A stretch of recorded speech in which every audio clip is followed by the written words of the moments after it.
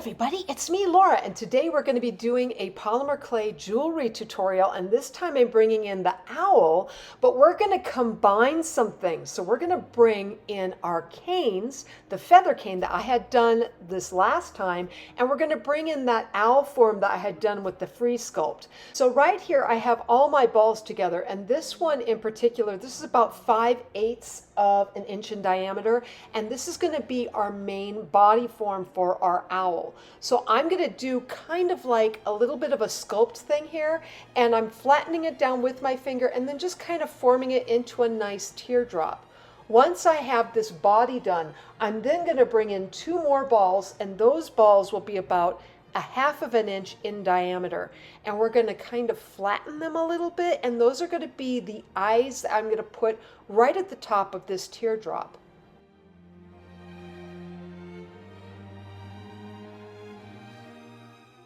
Once I have these eye form areas kind of down, I'm going to bring in my Kemper circle cutters, and you just got to figure out which one's going to work the best and just cut down slightly into those 2 eye forms. And then I'm going to go ahead and I'm going to bring in 2 smaller balls, and those things are probably maybe 1/8 of an inch in diameter, but they're both of equal size. You're going to take one, place it into that larger circular area, and then the other one into the other, and then flatten them down slightly, all right? Once you have those, I'm bringing in another couple of balls. They're the same size also, and these are these are going to be made into snakes. The balls are exactly 3/8 of an inch in diameter, and you're just going to put them around the outside of the eye area. Once you have these snakes around the outside area, and I want to say, yeah, they're about 1.25 inches long. Once you have that, you're going to bring in 2 more balls of equal size, and they're going to be 3/8 of an inch to about 1/4 of an inch in diameter. I take these particular balls and then start rolling them into tapered snakes at both ends, and these are a little longer than what I had before, and that's because this is going to go one on one side on the top part of the head of the owl, and I'm curling up that one end, okay? So it's going to have a nice curl on the top, and then I'll do the same for the other side.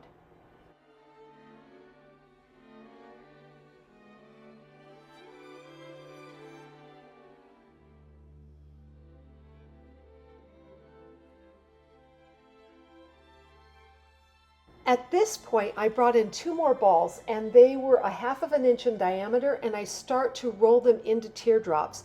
Make sure they're both of equal size in this regard, and then start pressing. I'm lifting up the body here, okay, so you get a little bit more centered.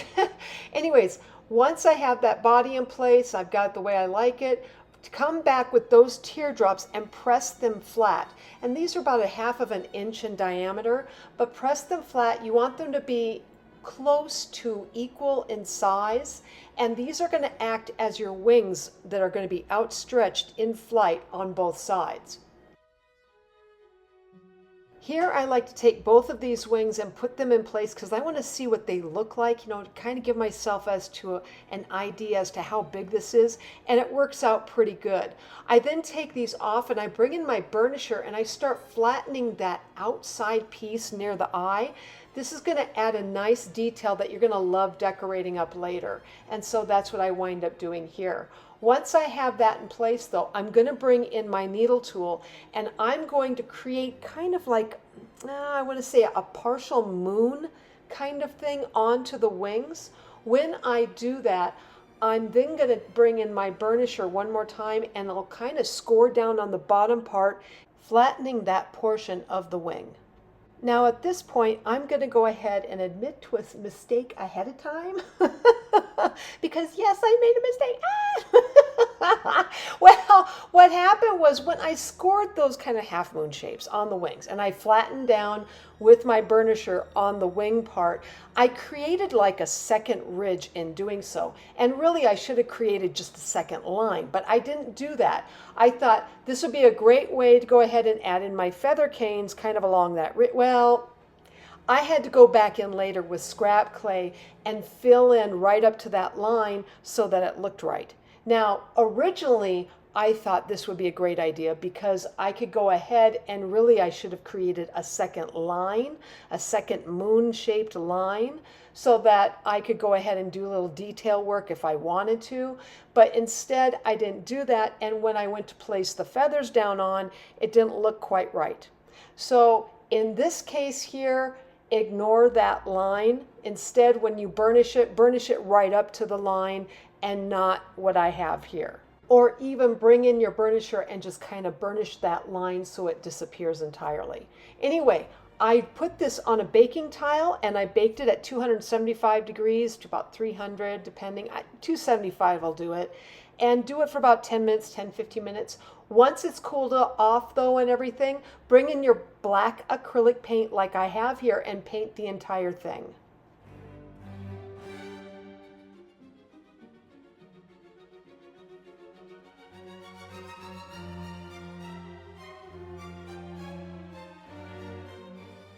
Now that I have the whole front side of this owl form sort of together, I'm going to go ahead and bring in my liquid polymer clay, and I'm going to place some down in that flattened area on each of the wings and a little bit of super glue. Now really, when I think about it, no, you need to use both. I wanted to use, I mean, the thing is, the liquid clay works great, clay on clay, but I've got black paint here. So it's not really clay on clay, it's clay on paint, so that really doesn't work. So the super glue is really the best, really your best option. I took slices from my feather cane and placed them side by side on top of the liquid clay and the super glue. This way then they are all kind of in there and it's set really nice. Now when I was doing this, and remember too, with your feather canes, if you have large feather canes, you're going to have to reduce them, no doubt about it. So you might have to go in, reduce your feather canes, and then figure out if, one, when you're reducing, check every once in a while to make sure, okay, is that the right size that I really need for this owl pendant? You need to check before you reduce it anymore, because once you go down to teeny tiny, you can't get back. You can't go back, yeah. So make sure you check every once in a while as you're reducing down that the size of the feather will work for this pendant. Again though, I'll bring in some more slices of these feathers. I'll use a little super glue, a little bit of my liquid clay, place that down on the bottom part of the wing, and then place another row of those green feathers in here. Now, when I placed these green feathers down, the more I was putting them down, I'm like, well, this is a lot of green. This is a lot of green, Laura.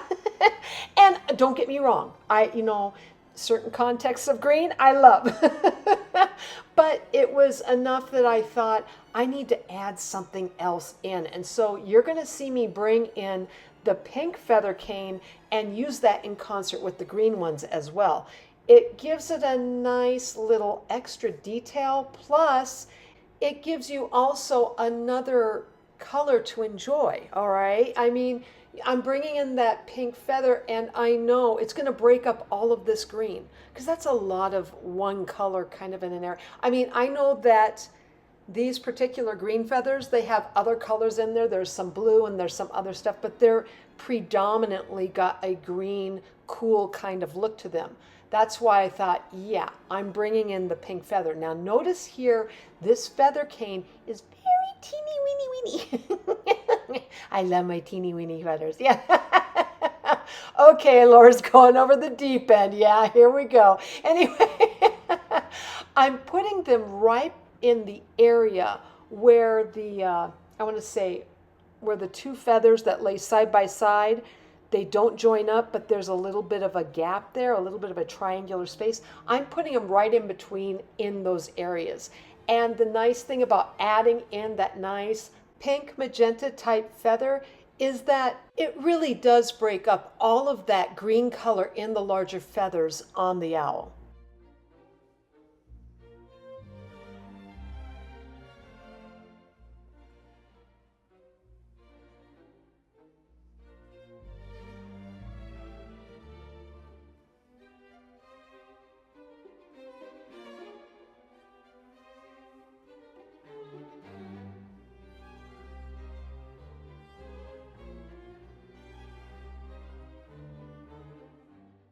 Here I start to bring in some of those. I actually kept a few larger feathers before I reduced it down, and I place one right in the center of the body of the owl. I also bring in a couple of those little tinier pink feathers, and we're going to just offset that on either side.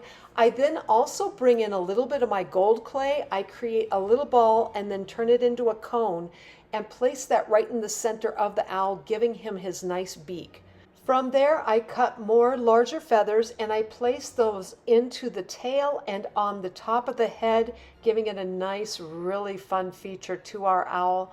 I also bring in a little bit of my black clay and I create little tiny balls and place those right along onto the wings and then indent, creating a nice area to place some rhinestones later. From here, I'm just going to go ahead though and let my hands talk as I put in the rest of my feathers and any kind of sculpture features that I need.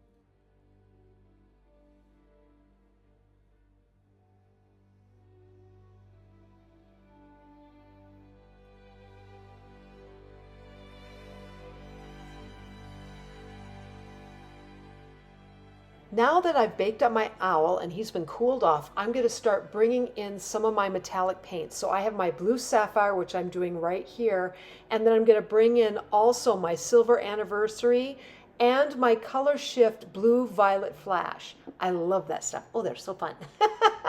I also bring in a little bit more of my white, just plain acrylic paint, and a little bit of black to do up the the eye details in the bird itself, and also a little bit of that white paint in detail overall. From here though, I will go ahead and I'm just going to let you guys watch my hands talk when it comes to the detail painting and the painting overall on our owl.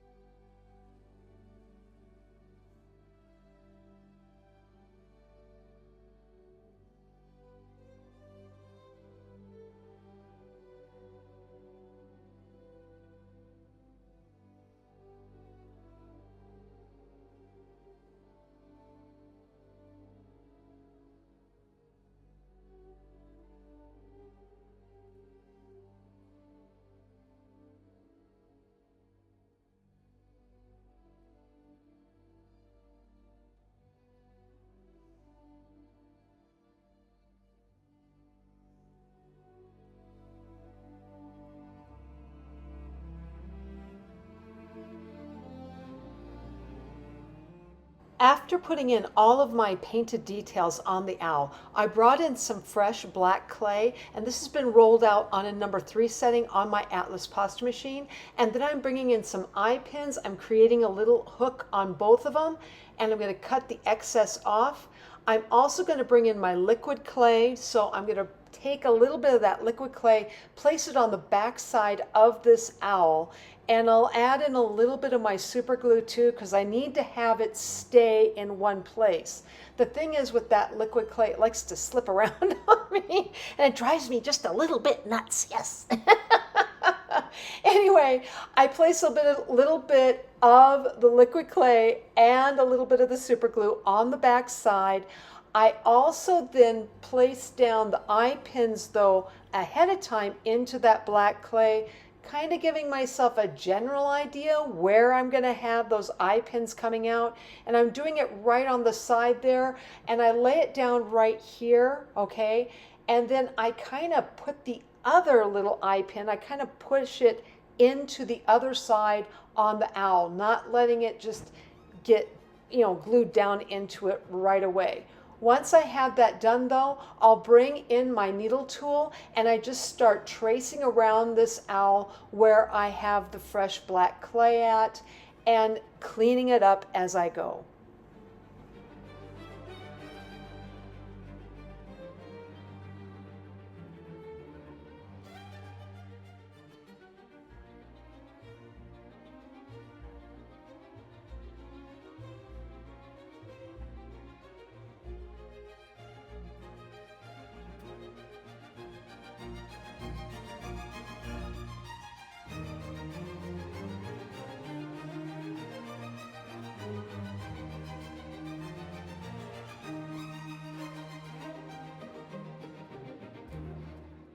Here I've gotten the owl where it's been completely baked through, so I had baked that once I got it all traced out and everything prepped for about 15 minutes at 275 degrees. I then bring in a little bit of my nice little sapphire blue because I forgot to put that little detail into the owl's beak. Yes, just a little just a little tiny detail into it. So it also breaks up that beak a little bit so it's not just a solid gold piece sitting in the middle there.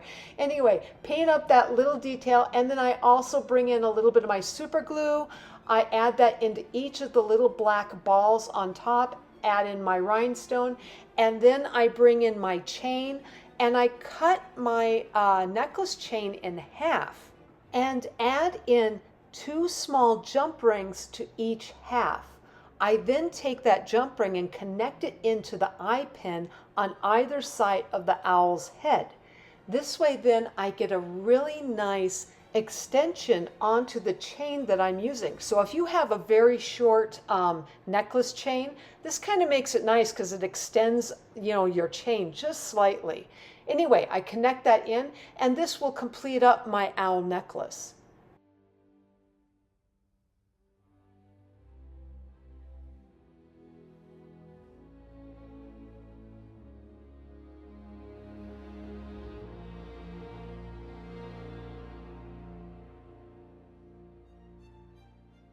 Okay, so to create the earrings, they were kind of a little bit of an afterthought. I wasn't really going to, but I thought, no, I want to add in some earrings to this. It would be nice, right? So I went to my larger green feather cane and cut 2 slices, and then I used those tiny pink feathers, cut 2 each per feather, lined them up on a baking tile, and then place them right at the top of where that green feather's at, okay, on either side. Once I had that, I brought in a little black clay, created 2 small black balls, used a knitting needle or my needle tool, whichever you want to use, and just indent it so you could place a rhinestone in either one. I then bake this set of feathers, right, with the little black ball on them. I bake them at 275 to 300, depending upon if you're using Kato clay or not. And then I'll come back with a sheet of black clay, which has been rolled out on my number 3 setting on my Atlas pasta machine. Bring in that liquid clay, okay? Place a little bit of that on the back side of your feathers here, all right? Bring in another eye pin that's been curled up into a hook. Place that down onto the black clay, and then place the feather right over the top of that. And yes, I use a dab of super glue, but it's only to keep it in place. Because I'll have to bring my needle tool back in and trace around each of the little feather earrings I'm creating here. Once I have those completely cut out though, I'll go ahead and bake these earrings at 275 degrees or 300, depending on Kato or not, and then bake that for about 10 to 15 minutes, come back, put the little earring findings into each of these pieces as well as the rhinestones. And this will then complete up my matching earring set to my owl necklace piece.